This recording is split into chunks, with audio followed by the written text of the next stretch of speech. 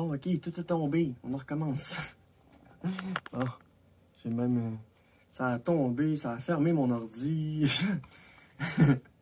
Ok. Voyons, on a quelque chose à fêter aujourd'hui. Parce que ça fait pas aujourd'hui. Aujourd'hui, on est le 30 octobre. Demain, c'est l'Halloween. C'est pour ça que j'ai mis ces petites oreilles-là pour faire un test pour en faire sourire plus d'un, j'espère, demain, quand je vais me présenter au travail avec ça. Ça va être drôle. Puis, donc, c'est ça. Nous sommes le 30 octobre. Demain, c'est l'Halloween 31. Et le 25 octobre, ça faisait 2 ans que j'ai entamé ma transformation. Puis, je suis vraiment heureuse. Hein, Walter est là. Ça en fout le bon. J'ai acheté du Gain. Oh, ça sent bon. Donc, c'est ça. Ça fait 2 ans que je prends des hormones. Puis, que la transformation s'effectue. Je suis vraiment heureuse de beaucoup de choses, de tout mon accomplissement, de tous ces 2 ans-là. Là, j'ai pris des notes. Je vais vous raconter un petit peu c'est quoi les points positifs, c'est quoi les points négatifs de ma transition en ces 2 ans-là. Puis, je dois vous avouer que, comparativement, j'ai déjà fait une vidéo comme ça, points positifs et négatifs. Ça faisait 200 jours, mais là, aujourd'hui, ça fait 365 x 2, 720, 730. Ok, j'étais pas loin, j'étais 10 de pas loin.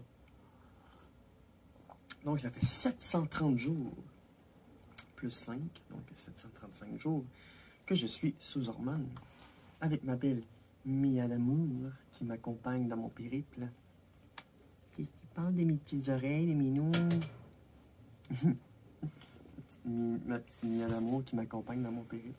Donc, ça fait 2 ans que je suis sous hormones, je suis vraiment contente de tout ce que j'ai accompli, puis pas juste de ma transformation, mais de tout ce que j'ai accompli personnellement dans la dernière année.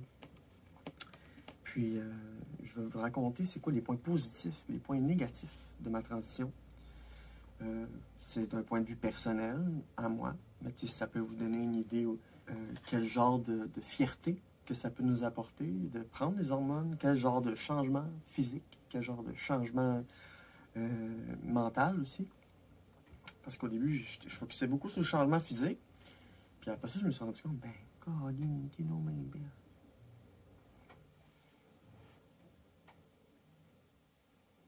Puis là, je me suis rendu compte que, ben, il y a une transformation, allô? Une transformation mentale aussi qui s'effectue, tu sais. Genre des changements physiques, des changements mentaux, des inspirations qui changent, des démarches qui s'entament, qui se terminent, qui commencent. Puis, je veux vous raconter ça aujourd'hui. Pendant qu'Emilia est en train de foutre le bordel sur,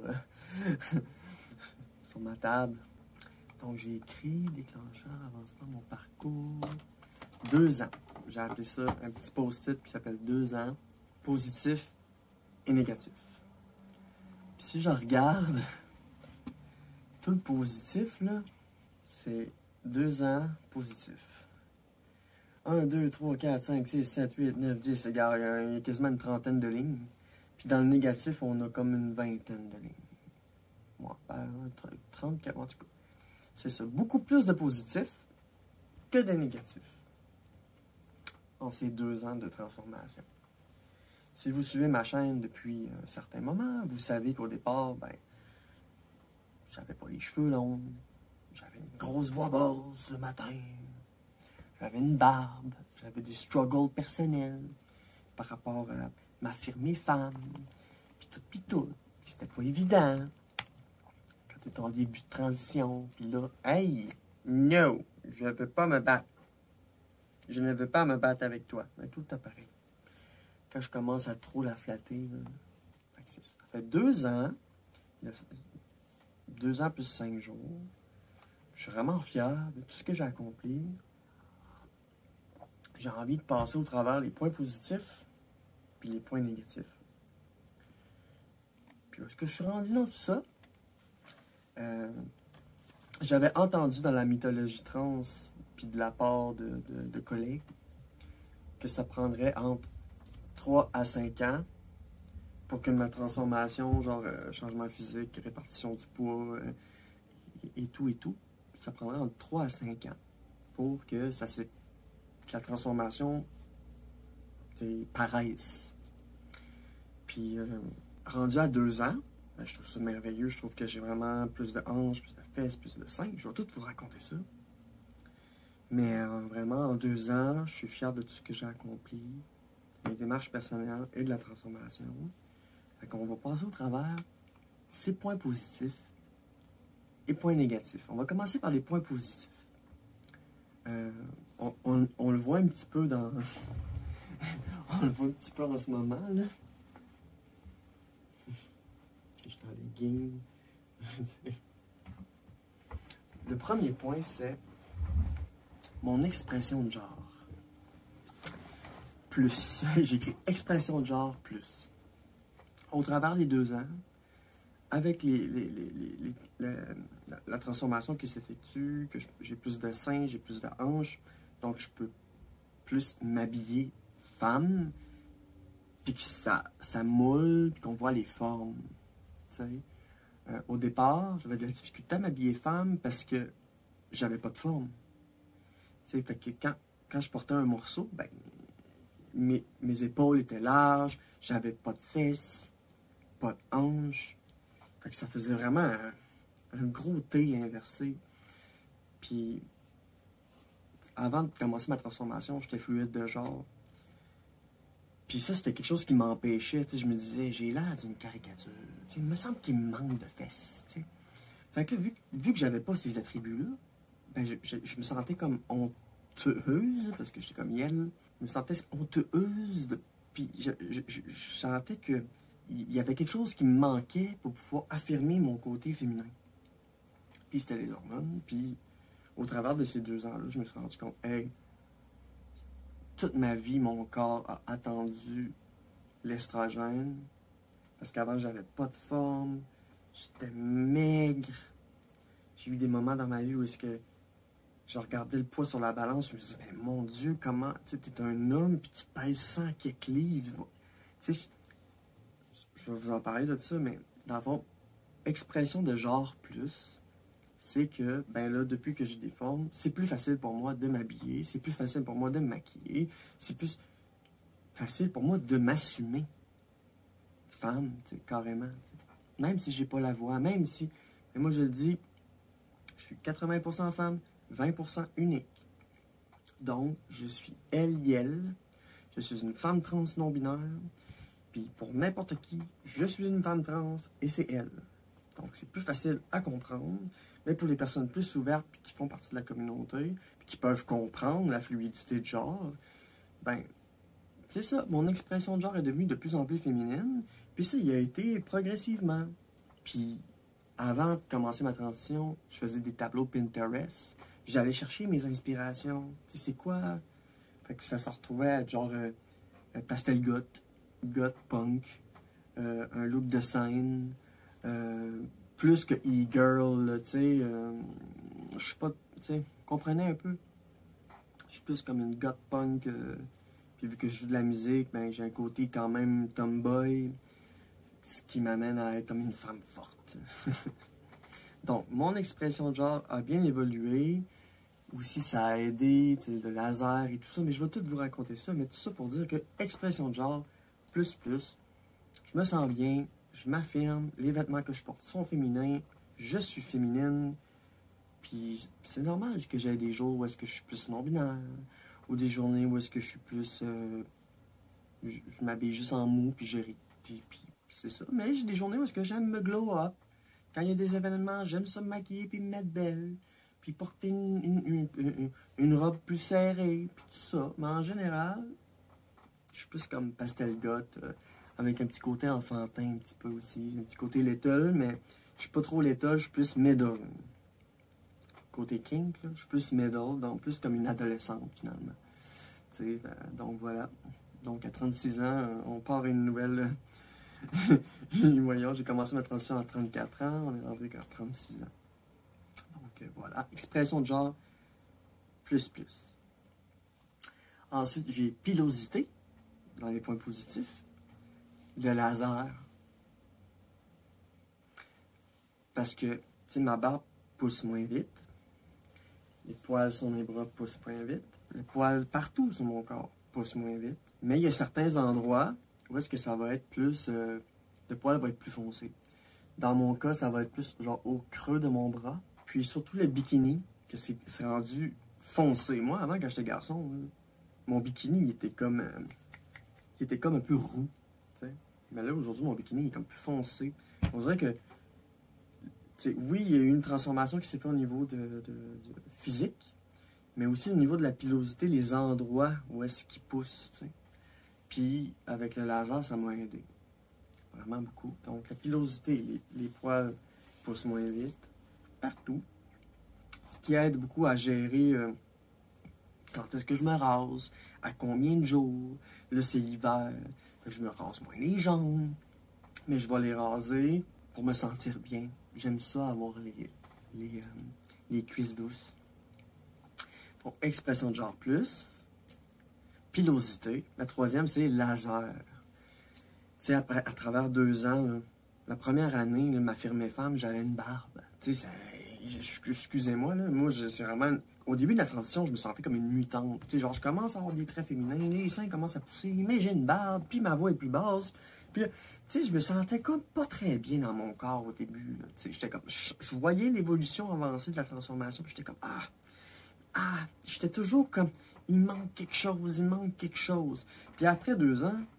il manque plus rien. Je suis enough, puis je me trouve belle, puis j'ai les traits que je voulais avoir. Fait que le laser, dans mon expression de genre, dans la façon que je me fais traiter par les gens autour de moi, le fait de ne plus avoir de barbe, ça aide beaucoup.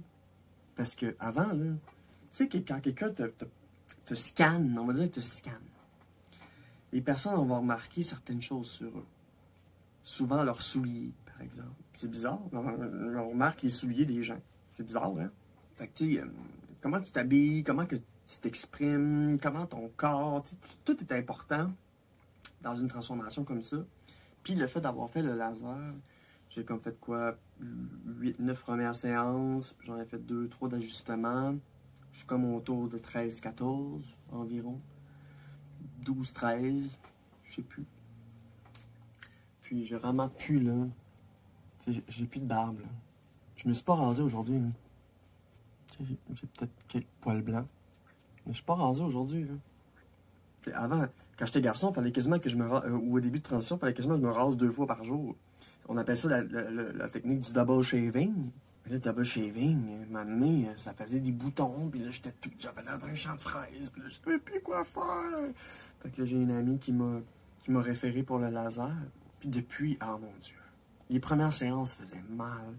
Le poil sort tout, puis là, t'es plein de poils, puis t'es plein de jus, ils te mettent du gel après, puis là, ça... Puis là, ben aujourd'hui, il n'y a presque plus rien. On a juste quelques petits coins. J'ai même plus de moustache. J'ai plus de favoris. La barbe ici, tout le cou, là, c'est doux. T'sais. Ça fait une journée que je me suis pas rasé. Je sens quelques poils, mais les poils sont rendus blancs, presque. Donc, soit que je continue à l'électrolyse, ou soit que je m'accepte comme ça, puis je me rase aux 2-3 jours. Tu sais, fait que le laser, ça aide beaucoup. Parce que, tu sais, je parlais qu'on scanne quelqu'un, mais quand je me promenais, mettons, au travail, puis là, le monde regardait ma barbe, puis il disait « Monsieur ». Mais là, moi, je disais « Ah, je suis une femme, mais j'avais une barbe ».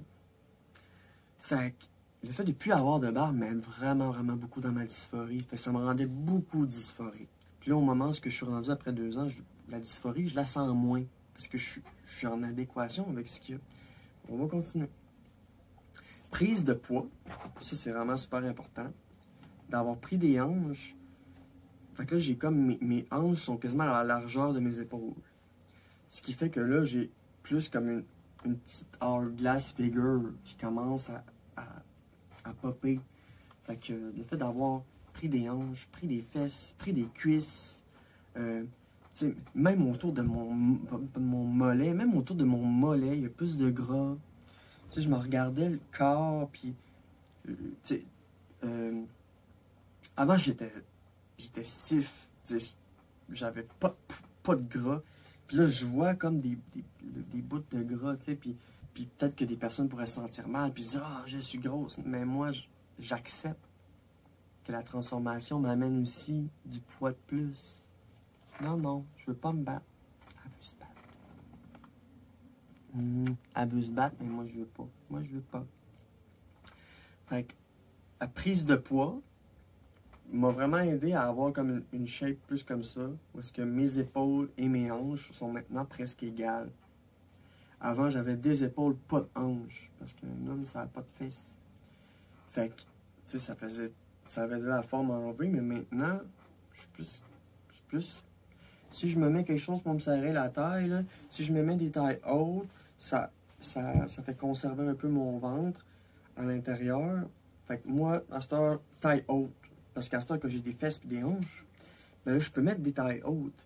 Mais quand j'étais garçon, si je mettais des tailles hautes, ça n'arrêtait pas de glisser parce qu'il n'y avait rien en dessous pour maintenir. Tu sais, la taille haute n'est pas faite pour les femmes pour rien. En général, parce que vu qu'on a un ventre, ben, c'est fait pour tenir. Mais quand j'étais garçon, ben, je ne pouvais pas porter des tailles hautes parce que ça n'arrêtait pas de glisser.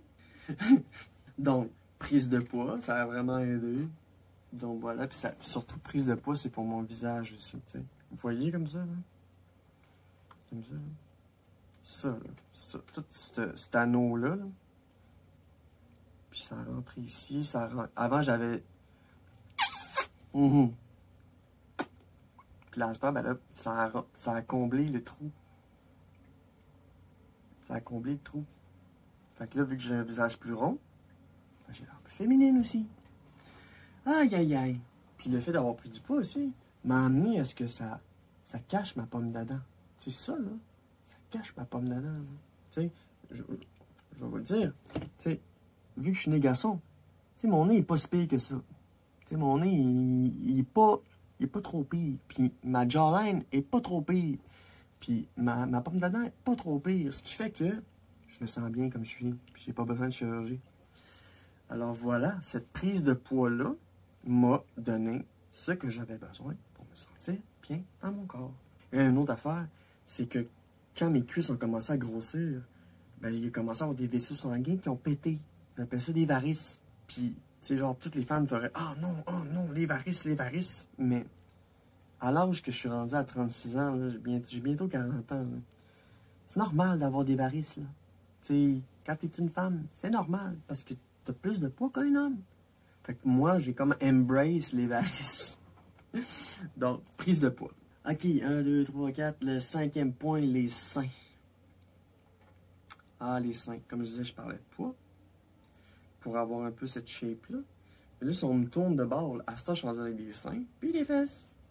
Tu sais, quand j'ai ma shape, là, j'ai des seins, puis des fesses. J'ai pas des gros seins. J'ai pas des grosses fesses. Puis justement, ben, ça me convient.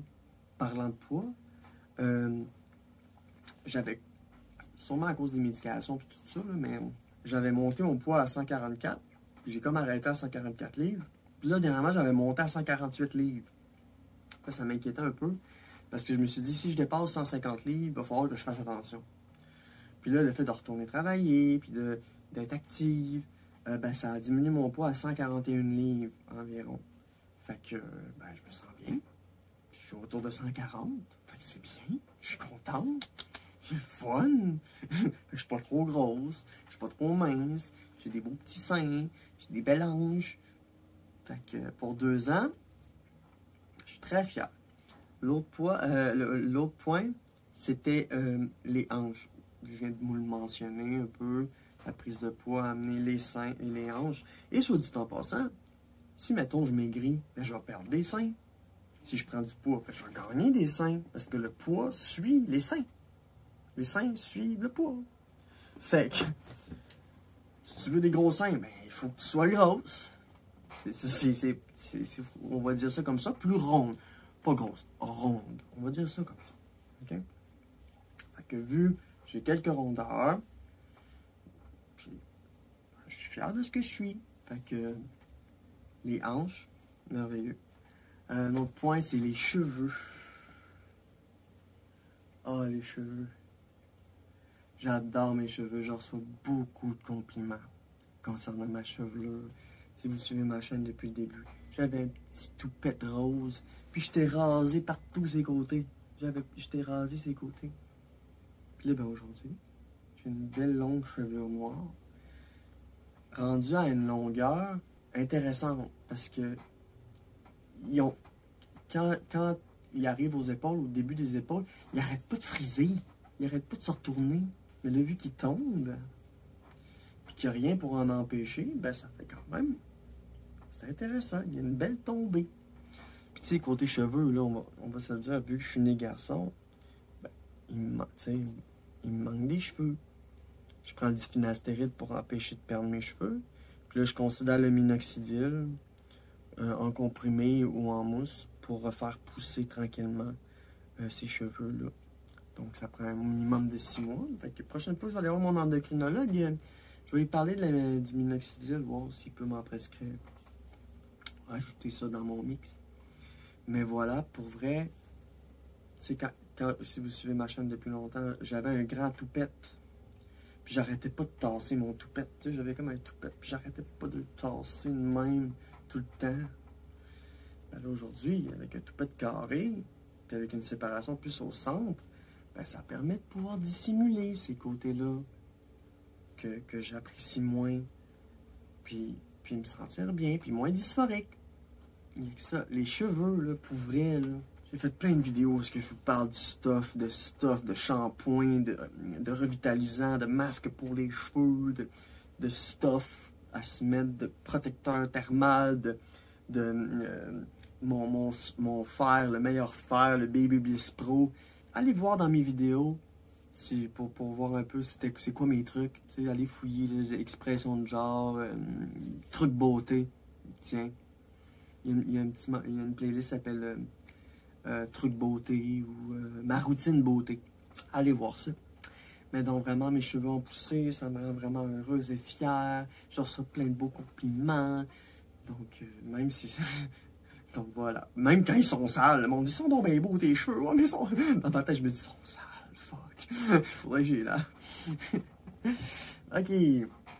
Un autre point, c'est pas vraiment par rapport à moi, mais c'est par rapport à la façon dont les gens me perçoivent. Lorsque je me promène, puis que je rencontre d'autres femmes, qui en voient, j'ai des seins, j'ai des hanches, j'ai des cheveux longs, je suis belle, je me suis transformée, puis les gens me font des petits sourires. Ce que je veux dire par là, des petits sourires, c'est quand je me promène, puis qu'une femme me scanne, puis qu'elle me regarde, elle me fait un petit sourire. Tu sais, c'est un petit sourire. C'est genre, je suis contente. Quand je circule, je vois plein de monde dans ma journée. Et les femmes, quand ils me regardent, ils me font un petit sourire. Comme de validation. Fait que c'est vraiment plaisant. Tu sens que cette transformation-là, elle a servi à quelque chose, puis qu'il y a un résultat. Parce que lorsque tu te promènes, puis que, tu sais, on va dire, tu es en début de transition, tu as encore ta barbe, tu pas assez de seins, puis, tu sais, je me suis fait dire beaucoup de choses, je me suis fait comme dire tu sais, en début de transition, je me suis fait dire, je sais pas, ben là, t'as pas assez de seins. Tu sais, des patients à l'hôpital qui trouvaient que j'étais pas assez féminine, puis qui me le disaient verbalement, puis... Fait que, tu sais, quand tu retournes à la maison le soir, tu te dis, oh, j'ai pas assez de seins, hostie, puis là, genre, tu sais, ces petits sourires de validation-là, que je reçois de la part d'autres femmes, ou de la part d'hommes, je trouve que c'est vraiment validant. C'est un petit peu du non-verbal. Puis, lorsque je me promène, je suis une femme forte. Je vous l'ai dit, j'ai des seins, j'ai des hanches, j'ai une shape plus féminine, j'ai des longs cheveux, je suis fière de moi. Puis ça transparaît. Puis, c'est ce que je projette aux autres. La confiance, puis quelque chose de beau, puis d'unique. Puis, de recevoir des petits sourires d'autres femmes, c'est comme, oh, tu fais partie de la gang à cette heure. C'est comme, oh oui, je joue dans la même ligue maintenant. Donc voilà. Un autre point, c'est la voix. La voix change un peu, mais c'est pas à cause que... moi, je viens du Québec, donc j'ai un accent très fort. Et j'ai fait quelques cours d'orthophonie pour trouver comme un équilibre dans la façon dont je voulais m'exprimer au niveau de ma voix. Donc, la voix a changé un petit peu. Je vous donne un exemple. Toi, je suis rentré au travail, ça faisait 1 an que j'étais pas là.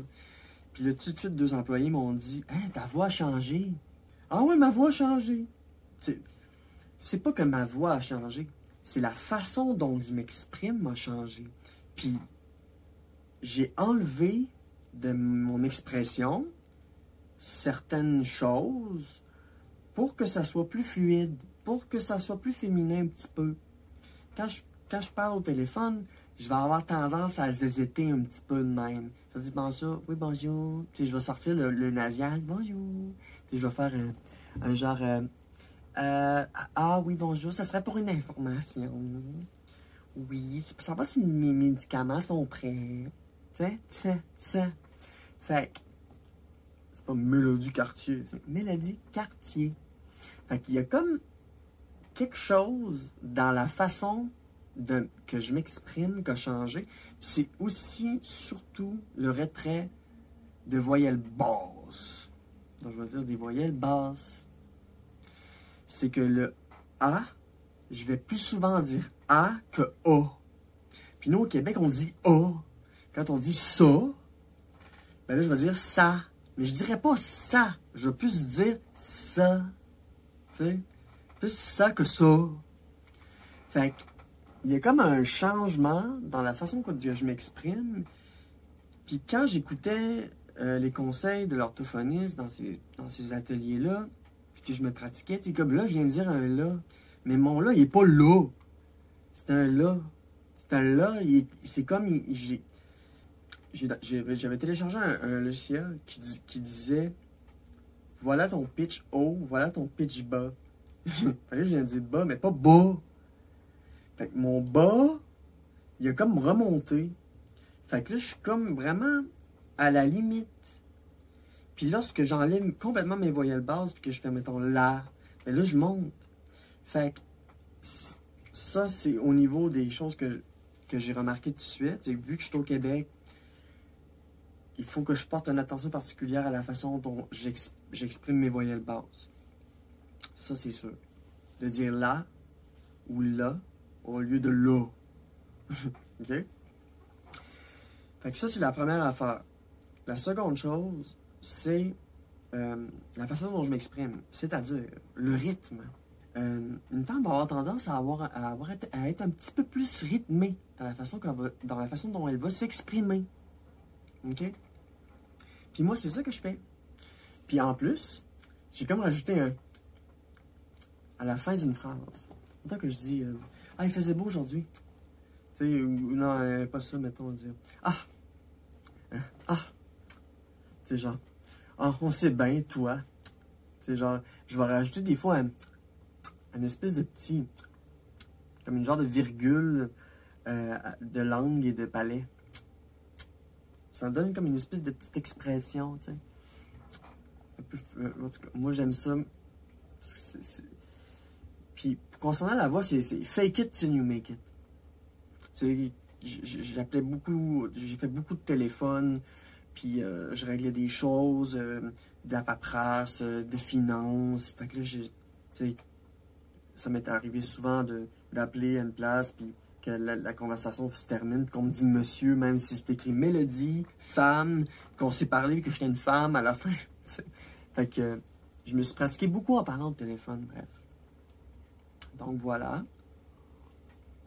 Retrait des voyelles basses, puis expression de genre, la façon, le rythme. Donc voilà. Un autre point positif, garder l'innocence. J'ai écrit ça parce que pour moi c'est important. Faire une transition, c'est une seconde puberté. Puis la faire à 34 ans, 35, 36, pour moi c'est un game changer. C'est enfin, je peux m'autoriser à m'affirmer femme. Oui, mais je peux m'autoriser des coquetteries. Puis, excusez-moi de dire ça, mais les hommes ont une pression à être sérieux, à être... à pas exprimer de coquetterie, tu sais, ou à le cacher. Puis lorsque tu as une connexion avec, il peut te partager ses coquetteries, mais dans l'expression de genre, si c'est purement un cis male, que la pression sociale carriériste, que la pression sociale masculine, carriériste, ça je dis, ben, la plupart du temps, ça va être bien rare qu'ils vont exprimer leur coquetterie. Moi je dis ça, je dis rien. C'est ça, je dis, on marquera. Straight, white man, white male. Tu sais, le stéréotype, là. Donc, garder l'innocence, c'est... Je m'autorise cette innocence-là. Je m'autorise cette curiosité-là. Je m'autorise de m'exprimer. Je m'autorise d'essayer des choses. Je m'autorise d'avoir une peluche. Tu sais, avec ma première blonde, penses-tu vraiment que j'aurais gardé un toutou dans le lit? Non. Fallait que je montre que je suis un homme, puis que, tu sais, c'est moi qui provide, puis c'est ça. Donc, garder l'innocence et point positif, ça m'a aidé à garder l'innocence et exprimer des coquetteries, puis pas me sentir mal de ça. Un autre point, c'est toujours happy. Je suis toujours happy. Rien à redire. Puis quand ça file pas, j'ai mes techniques, mon pot de bonheur, je fouille là-dedans, j'écris dans mon journal, je relis mes notes, j'ai mes rituels. Si je suis arrivé du travail, je me suis démaquillé. J'ai mes rituels pour me sentir bien. Je me suis dit, let's go, on va se faire un petit thé. Ça va nous réchauffer l'âme un petit peu. À chaque fois que j'ai un besoin, je le comble. C'est une habitude que j'ai prise dans les dernières années, même quand j'étais un garçon. C'était que si c'est l'hiver, d'amener des Kleenex pour me moucher. Si jamais il mouille dehors, ben mettre des bottes. Puis plus jamais me promener en souliers quand il pleut. Avoir un parapluie. À chaque fois que j'ai un besoin, ben, je le comble. Puis lorsqu'il m'arrive une situation où est-ce que un besoin n'est pas comblé, ben, j'en prends note. Et ensuite, dans l'avenir, ben là, je vais avoir mon parapluie. Quand je vais avoir la goutte au nez, je vais avoir mes Kleenex. Puis lorsqu'il commence à faire froid, je vais vraiment me mettre un manteau d'hiver. Tu sais, des irritants qui font que tu n'es pas heureux ou heureuse. Ben, tous ces irritants-là, ça fait des années que j'en prends note. Ça fait des années que j'ai des irritants, puis que j'en prends note, puis je les règle un par un. Fait que j'arriverai pas chez nous tout trempé, ah, si, mouille aujourd'hui. Non, j'ai mon parapluie, mes bonnes bottes, puis non. Tu sais, tous ces irritants-là qui vont faire que tu n'es. Tu sais, là, il y a un changement d'heure. C'est l'automne. Il y a eu la première neige l'autre fois. Mais tout ça m'importe peu. Parce que, à chaque irritant, je le règle le problème. Fait que je le traîne pas. Tu sais? Moi, je pense que c'est ça qui fait qu'on n'est pas heureux. C'est quand on a des irritants puis qu'on s'en occupe pas. Ou que si on n'a pas le contrôle dessus, ben, puis qu'on lâche pas prise. Tu lâches prise sur ce que tu n'as pas le contrôle dessus, puis ce que tu as le contrôle dessus, tu le règles tout de suite. C'est ça. Fait que comme ça, tu vas toujours être heureux. Parce que tu vas avoir le moins d'irritants possible. Fait que quand la première neige va arriver, ben là, je vais mettre mes bottes de peau de vache. Puis là, je me plaindrai pas de « Oh, tabarnak, hostie, il neige dehors, grrr, il fait froid, grrr. » Non, j'ai un gros manteau, j'ai les bottes de peau de vache, je suis prête. C'est comme un peu si la cigale et la fourmi. L'hiver arrive, la cigale a chanté tout l'été, puis là, elle est comme « Oh mon Dieu, il fait froid. Oh mon Dieu, j'ai plus rien à manger. Ah ben non, la vie c'est de la merde. » Non, la vie c'est pas de la merde. Si tu es capable d'anticiper, puis que tu penses à tes besoins, puis que tu t'en occupes, voilà. Puis que tu as des limites, puis tu les mets, puis c'est ça. Voilà. OK. Toujours happy. OK, une autre affaire qui fait que je suis toujours happy, ben c'est l'estrogène. C'est les médications. C'est le fait de prendre aussi... oui, je prends des médications pour ma transition, ma transformation, mais je prends aussi des médicaments pour l'anxiété. Puis l'anxiété, pour vrai, ça va bien. Depuis que je suis retourné au travail, parce qu'avant j'étais super anxieuse, que je courais partout, puis j'essayais de plaire à tout le monde, puis j'essayais de tout faire en même temps, puis Puis là, ben, aujourd'hui, c'est non. Si ma limite est atteinte, ben, ma limite est atteinte. Puis si quelque chose est pressant, ben, ils attendront, puis personne va mourir. Personne va mourir. Donc, je suis toujours happy à cause que depuis plusieurs années, je m'occupe de mes besoins, je me connais bien, puis j'ai plus d'irritants ou peu de manque. Puis je suis toujours happy à cause que l'estrogène kick, puis ça me rend heureuse. L'estrogène, ça rend heureux, ça rend dans l'euphorie de genre. Puis fait que je suis toujours happy, puis je suis beaucoup moins dysphorique, parce que je suis dans l'euphorie, mon expression de genre, ma transformation se passe bien, ça me donne confiance, fait que je suis toujours happy. Puis, vu que je suis toujours happy, ça peut amener des gens à être jaloux ou frustrés contre moi parce que eux autres ne le sont pas. OK? Par exemple, mon colocataire struggle beaucoup avec beaucoup de choses ces temps-ci. Moi, je suis pas sa psychologue. Mais j'y ai mentionné, j'ai dit, gars, tu devrais aller chercher de l'aide, puis tout ça. Je t'écoute beaucoup, mais là, je suis plus capable. Là. Je veux dire, je t'ai écouté beaucoup. Je t'ai offert guidance sur certaines affaires. Mais pour certaines choses, il faut que tu ailles chercher de l'aide, tu sais. Puis moi, je peux pas te fournir l'aide, tu sais. Parce que je me souviens qu'il m'avait dit, genre, je suis jaloux de toi. Mais pourquoi tu es jaloux de moi? Tu travailles dans le jeu vidéo, tu as la carrière de tes rêves. Moi, je travaille à l'hôpital, je ramasse de la merde. What the fuck? Pourquoi tu es jaloux de moi?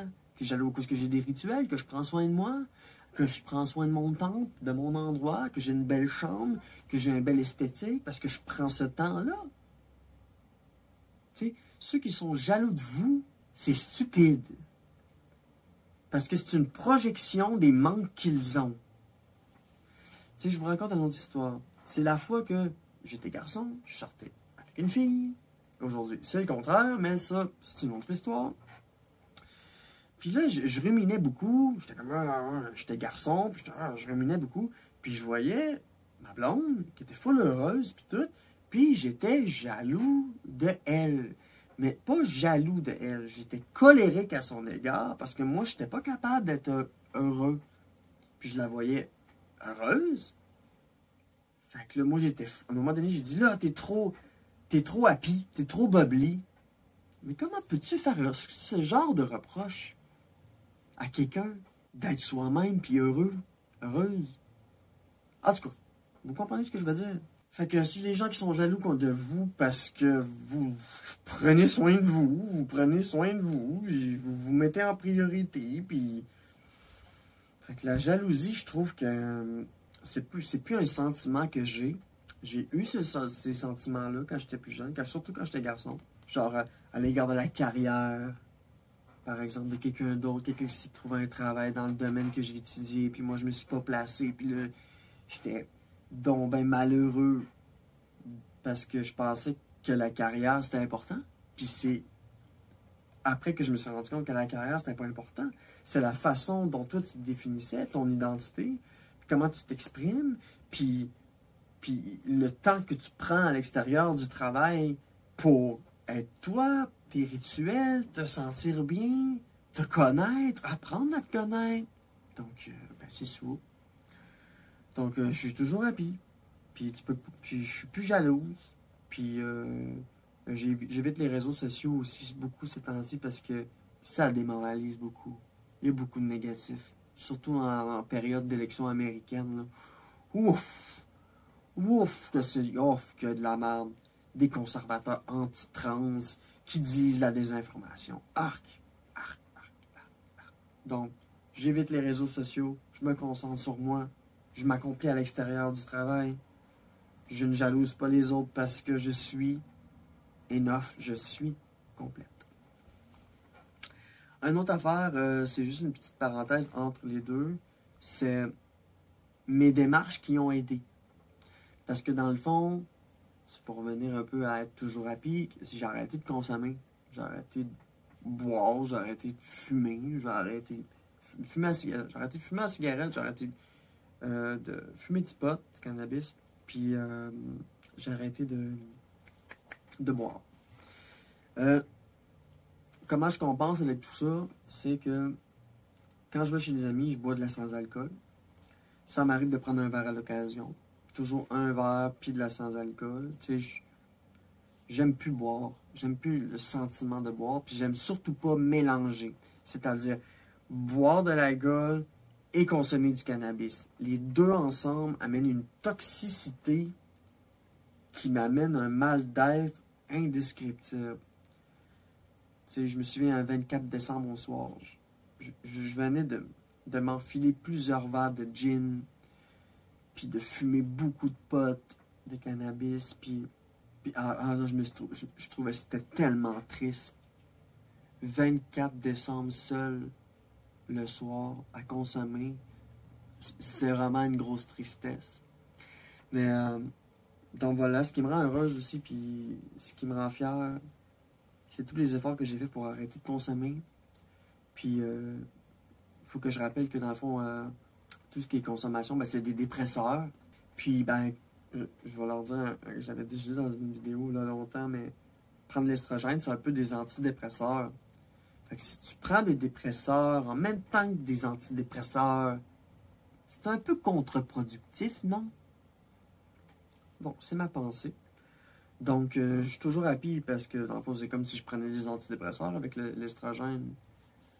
Mais tout ce qui peut être comme négatif en termes de transition et de médication, ça peut être les bloqueurs de testostérone. Mais rendu après 2 ans, avec presque plus de testo, c'est plus un choc thermique, c'est plus un choc hormonal, là. Donc, j'ai appris à vivre sans testo, avec le moins possible. Puis l'estrogène fait comme un peu des antidépresseurs. Puis le fait d'avoir arrêté de consommer les dépresseurs, ben ça m'aide beaucoup. Fait que ça aide à la confiance. Parce que je me souviens, j'avais de la misère à sortir dehors. Parce que j'arrêtais pas de consommer. Fait que tu sais, je commençais ma journée puis je fumais du pot. C'est comme, ben là, je sortirais pas de la journée. Parce que consommer du cannabis m'amenait de l'anxiété. Quand je parle de pas être capable d'ouvrir la poignée de porte, ben c'est ça. Bon, fait que mes démarches qui ont aidé, arrêter les dépresseurs, puis non, pour vrai,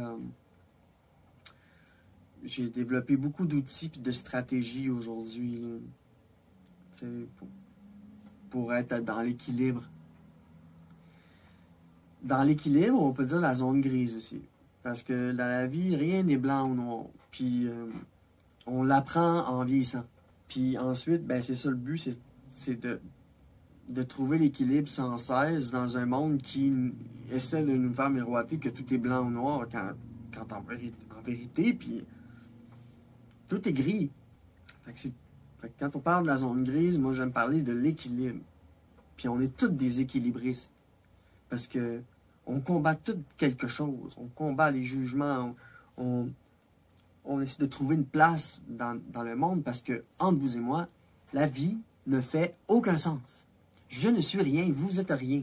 Puis aussitôt qu'on se rend compte qu'on n'est rien, puis que la vie ne fait pas de sens, ben maintenant, il faut trouver un sens à la vie, puis une façon de se définir, pour plus avoir l'impression d'être rien. Mais il faut s'en rendre compte. Il faut s'en rendre compte, gars, je suis pas meilleur que quelqu'un d'autre, je suis imparfaite, puis je le reconnais.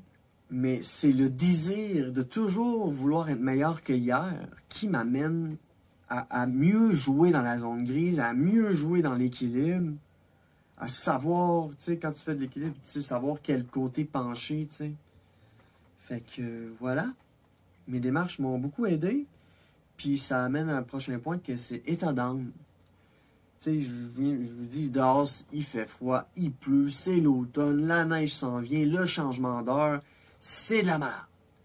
Je dis ça, mais je dis ça en riant, parce que mes états d'âme, là, sont plus autant changeants qu'avant. On peut dire un peu comme si c'était... Il y a des gens pour qui la météo influence sur leur humeur. Je ne sais plus comment on appelle ça. La dépression saisonnière, qu'on appelle ça. Puis quand j'étais plus jeune, moi, j'étais dépressif, je consommais des dépresseurs. Aussitôt que l'hiver arrivait, je me promenais en petits souliers de ville dans la neige. Voyons. Puis là, je me plaignais que la vie, c'était de la merde. Voyons. Voyons. Il pleut, il neige, il fait froid, rien à foutre. Habille-toi. Tu sais, apprends à s'il pleut, achète-toi un parapluie. Tu sais, c'est ça, c'est les irritants de la vie. Apprendre à s'en débarrasser. Puis à chaque fois que tu as un irritant, tu le prends en note, puis tu le règles. Puis là, tu avances dans la vie. Puis là, à un moment donné, tu n'as plus d'irritants ou moins d'irritants. Fait que ça aide vraiment beaucoup. Fait que tout ça, mes états d'âme ont vraiment changé. Puis le fait d'avoir arrêté de consommer, ça, c'est sûr et certain que ça m'a beaucoup aidé. Puis aussi la médication contre... dans le fond, comment l'expliquer, c'est que j'ai fumé toute ma vie. De 14-15 ans jusqu'à 30, fumer du cannabis. J'ai arrêté de fumer la cigarette à 26, 27, 28. Puis je vapote depuis ce temps-là. Mais ça, c'est vraiment pas si pire que ça. Mais ça pour dire que quand j'étais plus jeune, je consommais beaucoup de dépresseurs. Je me connaissais pas. Je connaissais pas mes limites. Puis tout. Fait que j'étais tout le temps négative, en train de ruminer. Puis ça, ce que ça a fait, c'est que j'ai perdu des amitiés. Parce que j'étais pas bien. Puis plus tard, quand j'ai refait des nouveaux amis, j'ai refait mon cercle social, puis les gens m'apprécient. Parce que je rumine pas tout le temps. J'ai vu mon ex tantôt, Billy. Puis là, il me dit ah, Mélo, j'aime ça te parler, parce que tout le monde n'arrête pas de se plaindre, puis toi, ben, t'es full happy, puis j'aime parler avec toi. J'aime nos échanges. Ben, puis je dis, reviens quand tu veux. Donc voilà, mes états d'âme ont vraiment beaucoup changé. La transition aide beaucoup. C'est comme des antidépresseurs, on peut dire ça comme ça.